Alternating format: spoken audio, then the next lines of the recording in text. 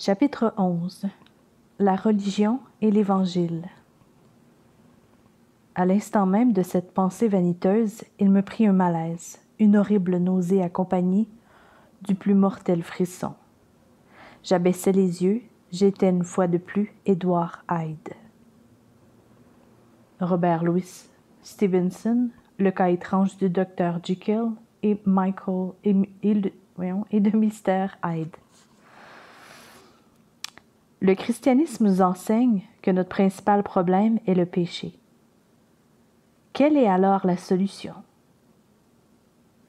Même si vous acceptez le diagnostic chrétien, aucune raison particulière ne semble vous obliger à vous tourner vers le christianisme pour obtenir le remède.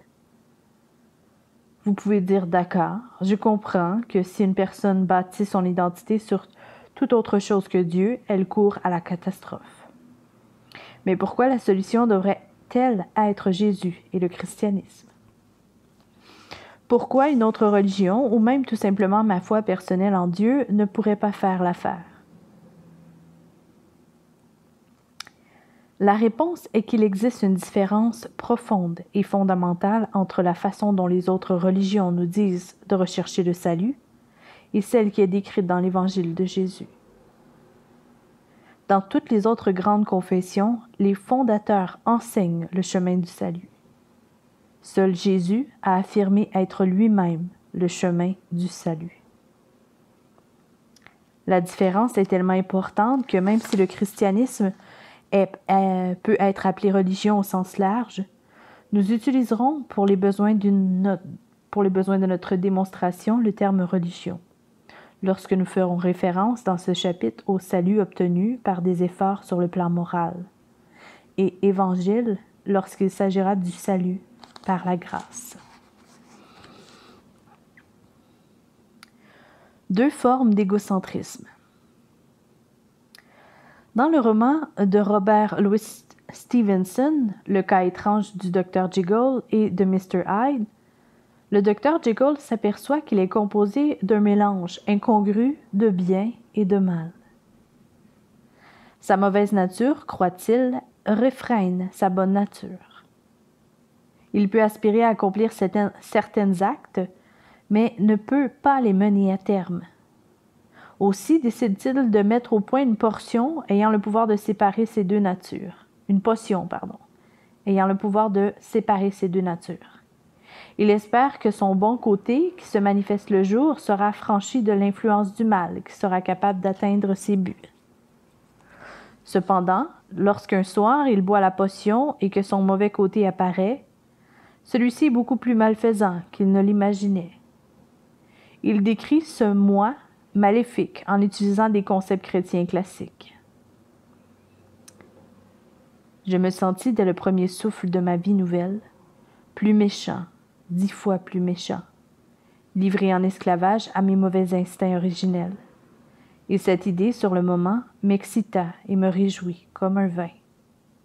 Chaque acte et chaque pensée était centré sur moi. Edward Hyde porte ce nom non seulement parce qu'il est hideux, mais également parce qu'il est caché. Il ne pense qu'à ses propres désirs. Il se fait plaisir sans s'inquiéter le moins du monde de savoir s'il blesse ou qui il blesse. Il tue celui qui se met à travers de son chemin. Stevenson montre que même les gens les meilleurs se dissimulent à eux-mêmes ce qu'ils ont à l'intérieur, une énorme tendance à l'égotisme et l'égocentrisme, et à la prise en compte prioritaire de leurs propres intérêts au détriment de ceux des autres. L'autoglorification est à la base de bien des souffrances dans le monde. Elle explique l'indifférence des puissants et des natifs face à la détresse des pauvres. Elle explique une bonne partie de la violence, des crimes et des guerres. Elle est, dans la plupart des cas, au cœur de l'éclatement des familles. Nous nous cachons notre capacité égoïste à accomplir des actes répréhensibles, mais certains événements agissent comme une potion qui nous révèle nous-mêmes. Dès que Jekyll s'aperçoit qu'il possède cette capacité à commettre des méfaits, il décide de réprimer sévèrement ce terrible égocentrisme et cet orgueil. Il se trouve au fin fond de son être. En un sens, il devient religieux. Il se résout solennellement à ne plus prendre de la potion. Il se consacre à la charité et aux bonnes œuvres, d'une part pour expier ce qu'Edward Hyde a fait, et d'autre part dans le simple but d'étouffer sa nature égoïste et en agissant avec altruisme. C'est ainsi que le docteur Jekyll se trouve un jour assis sur un banc de Regent's Park, réfléchissant tout le bien qu'il a accompli et au fait qu'il est un homme nettement meilleur que la majorité des gens, et ceci malgré Edward Hyde. Je résolus de racheter le passé par ma conduite future, et je puis dire en toute sincérité que ma résolution produisit de bons fruits. Vous savez vous-même avec quelle ardeur je travaillais, durant les derniers mois de l'année passée, à soulager les misères. Vous savez que je fis beaucoup pour mon prochain. Mais tandis que je souriais, en me comparant aux autres, en comparant ma bonne volonté agissante avec leur lâche et vile inertie, à l'instant même de cette pensée vaniteuse, il me prit un malaise, une horrible nausée, accompagnée du plus mortel frisson. J'abaissai les yeux, j'étais une fois de plus Edward Hyde. La situation a donc pris une tournure tragique. Pour la première fois, Jekyll devint Hyde involontairement, sans avaler la potion, et c'est le début de la fin. Maintenant incapable de continuer à contrôler ses transformations, Jekyll se tue. L'idée présentée ici par Stevenson est, à mon sens, très profonde. Pourquoi Jekyll deviendrait-il Hyde sans la potion? Comme tant de gens, Jekyll sait qu'il est un pécheur. Aussi essaie-t-il désespérément de couvrir son péché par des monceaux de bonnes œuvres. Ses efforts ne parviennent pourtant pas à diminuer son orgueil et son égocentrisme, qui ne font qu'empirer. Ils conduisent Jekyll à éprouver un sentiment de supériorité, d'autosatisfaction, de fierté, et soudain, regardez. Jekyll devient Hyde, non pas malgré sa bonté, mais à cause d'elle. Le péché et le mal sont l'égocentrisme et l'orgueil qui poussent à opprimer les autres. Ils se présentent sous deux formes. La première consiste à être très mauvais et à enfreindre toutes les règles. La seconde, à être très bon, à respecter toutes les règles et à devenir suffisant. Il existe deux façons d'être votre propre sauveur et seigneur. La première consiste à dire « je vais mener ma vie comme je l'entends ». La deuxième est décrite par Flannery O'Connor lorsqu'elle écrit concernant l'un de ses personnages, Hazel Motz. Il avait déjà en lui la sombre conviction, profonde, inexprimée, que le seul moyen d'éviter Jésus était d'éviter le péché. Si vous évitez le péché et menez une existence moralement droite pour que Dieu vous bénisse et vous sauve, il se peut que paradoxalement vous comptiez sur Jésus en tant qu'enseignant, modèle et aide, tout en l'évitant en tant que sauveur. Vous vous fiez alors à vos propres bontés plutôt qu'à Jésus pour obtenir une place auprès de Dieu. Vous essayez donc de vous sauver vous-même en suivant Jésus. Il s'agit étonnamment d'un rejet de l'Évangile de Jésus. C'est une forme christianisée de la religion. Il est possible d'éviter Jésus en tant que sauveur aussi bien en respectant toutes les règles bibliques qu'en les violant. La religion et l'irréligion sont finalement des trajectoires spirituelles identiques. Tous deux sont péchés. Tenter de vous sauver vous-même en accomplissant de bonnes œuvres peut vous faire adopter un comportement très moral, qui ne vous empêche pas d'être rempli de suffisance, de cruauté et de bigoterie et d'être malheureux. Vous vous comparez sans cesse aux autres et vous n'êtes jamais sûr d'être suffisamment bon. Par conséquent, vous ne pouvez pas vous débarrasser de ce qu'il y a de hideux et d'égocentrique en vous, en utilisant les lois morales pour essayer d'être quelqu'un de bien par votre volonté. Vous avez besoin que les motivations de votre cœur subissent une transformation radicale. Amen. Le diable a sans doute une préférence, si tant qu'il puisse en avoir, pour les pharisiens, ces hommes et ces femmes qui tentent de se sauver eux-mêmes. Ils sont plus malheureux que les chrétiens matures et que les personnes irréligieuses. Et ils provoquent plus de dégâts spirituels. Les ravages du pharisaïsme. Pourquoi la religion pharisaïque cause-t-elle autant de dégâts? Souvenez-vous de la maladie à la mort, de la profonde nausée spirituelle que nous ressentons lorsque nous ne construisons pas notre identité sur Dieu. Nous luttons pour nous donner une valeur, un but, des caractéristiques propres, mais tout cela repose sur des conditions que nous ne pouvons ni remplir ni garder et qui nous échappent sans cesse. Comme le dit Kierkegaard, nous ne sommes pas devenus nous-mêmes. Cela se manifeste à l'intérieur par un sentiment d'anxiété, d'insécurité et d'irritabilité. Et extérieurement, cela vous conduit à marginaliser, à opprimer et à exclure d'autres personnes. En dépit de leur rectitude légaliste, les pharisiens mènent, plus que les autres, une vie dirigée par le désespoir dû au péché. Ils fondent leur valeur sur leur performance morale et spirituelle, comme s'il s'agissait d'un curriculum vitae à présenter à Dieu et au monde. Dans toutes les religions, les normes morales et spirituelles sont très élevées, et les pharisiens savent au fond d'eux-mêmes qu'ils ne sont pas vraiment à la hauteur des leurs. Ils ne prient pas aussi souvent qu'ils le devraient.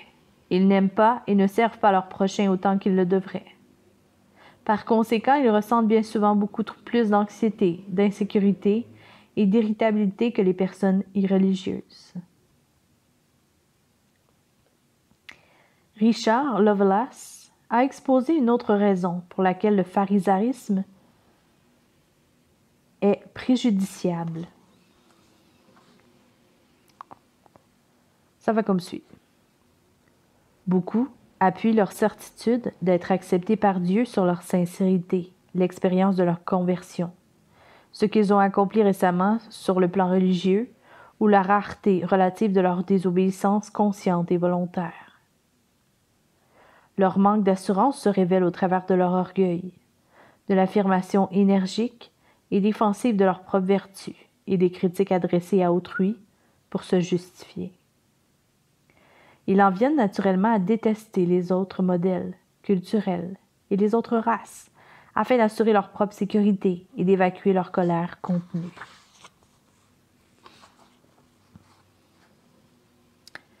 Ainsi que l'explique Lovelace, la religion pharisaïque ne se contente pas d'abîmer l'âme de l'homme, elle crée également un conflit social. Les pharisiens ont besoin de consolider le sentiment qu'ils ont d'être justes, aussi méprisent-ils et attaquent-ils tous ceux qui ne partagent pas leurs croyances doctrinales et leurs pratiques religieuses. Cela les conduit au racisme et à l'impérialisme culturel. Les églises où abandonnent les personnes suffisantes, fermées, anxieuses, en colère et moralistes, sont extrêmement peu attirantes.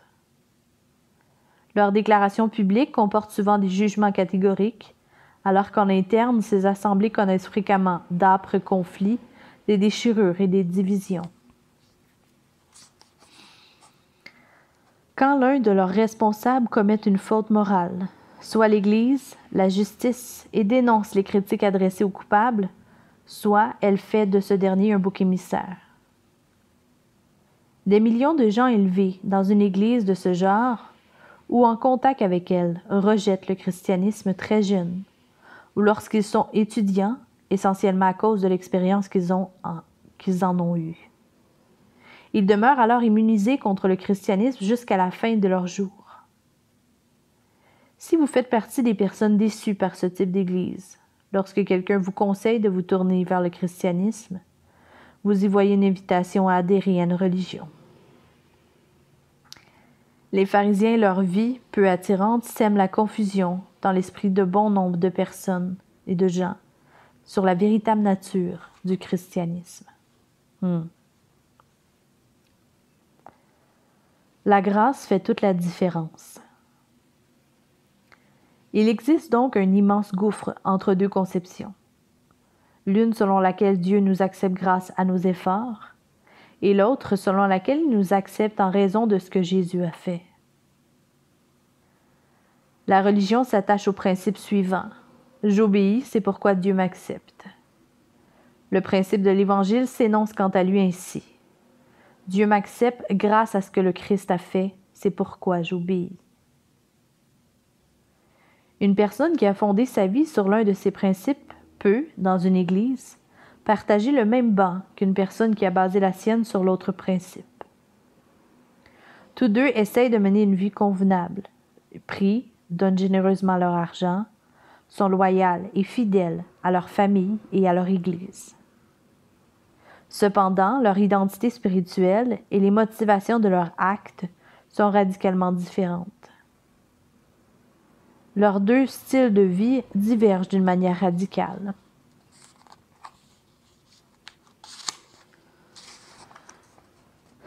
La principale différence réside dans la motivation.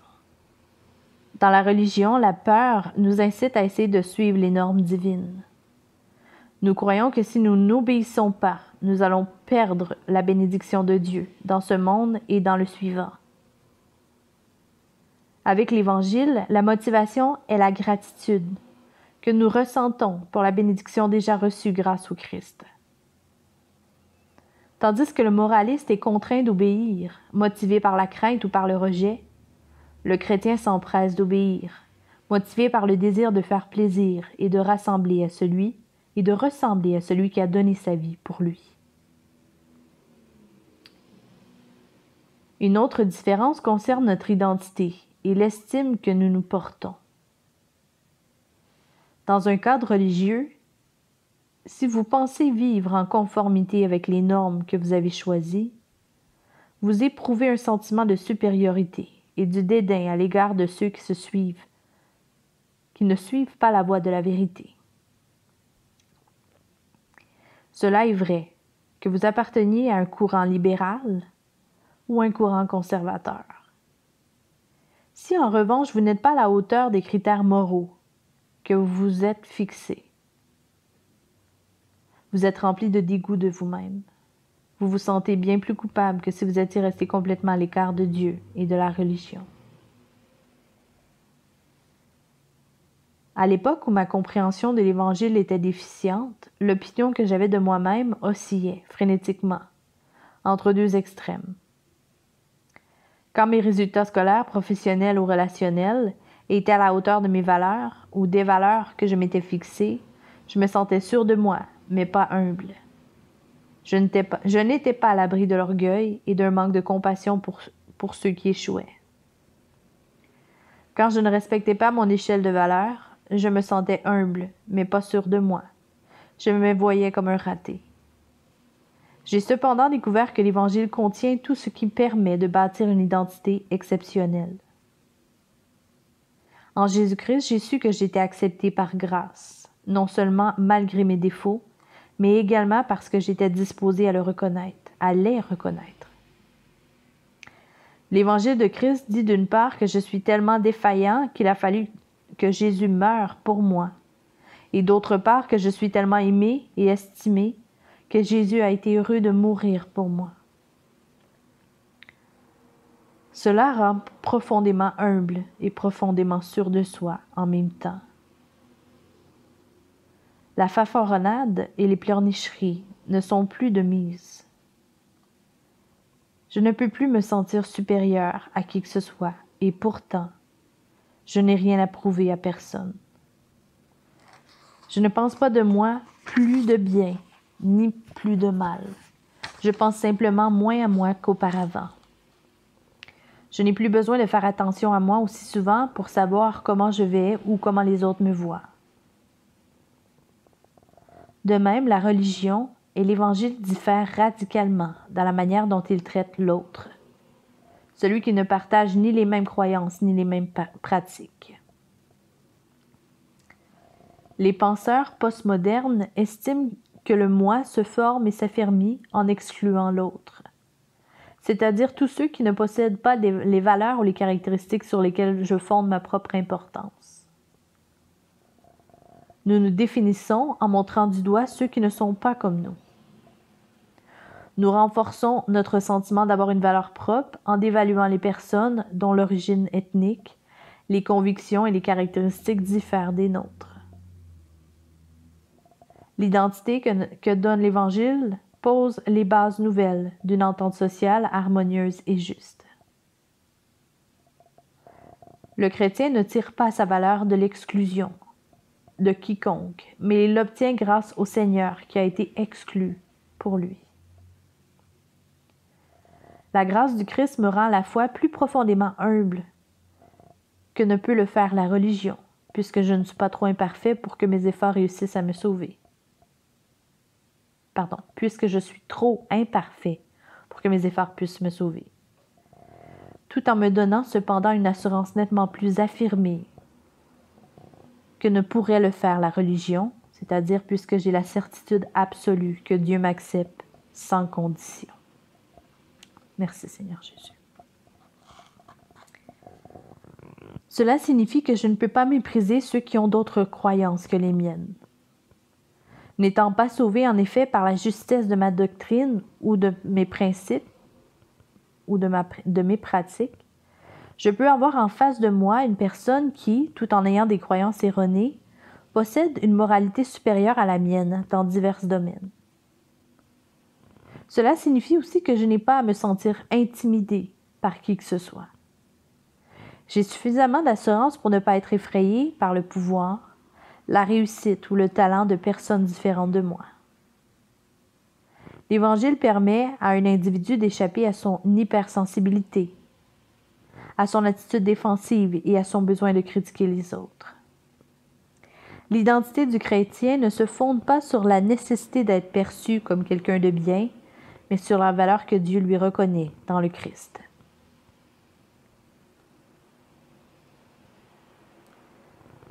La gestion des problèmes et de la souffrance diffère selon qui nous conduit, c'est-à-dire la religion et l'Évangile. Les adeptes d'une religion moralisatrice ont la conviction que s'ils mènent une vie intègre, Dieu et les autres leur doivent le respect et des faveurs. Ils pensent mériter une existence heureuse et décente. Si leur vie connaît des ratés, les moralistes éprouvent alors une colère qui les affaiblit. Soit ils sont furieux contre Dieu ou contre l'univers, car ils ont l'impression que leur comportement exemplaire devrait leur valoir une vie meilleure. Soit ils sont profondément en colère contre eux-mêmes, incapables de se débarrasser de l'impression de ne pas avoir été à la hauteur. L'Évangile permet quant à lui d'échapper à la spirale d'amertume, de récrimination contre soi et de désespoir qui emporte une personne dont la vie va mal. Celui qui croit en l'Évangile sait que le postulat premier de toute religion, à savoir que si vous vous comportez bien, tout ira bien pour vous, est faux. Jésus était la personne la plus droite que la terre ait jamais portée. Sa vie a néanmoins été marquée par la pauvreté, le rejet, l'injustice et même la torture.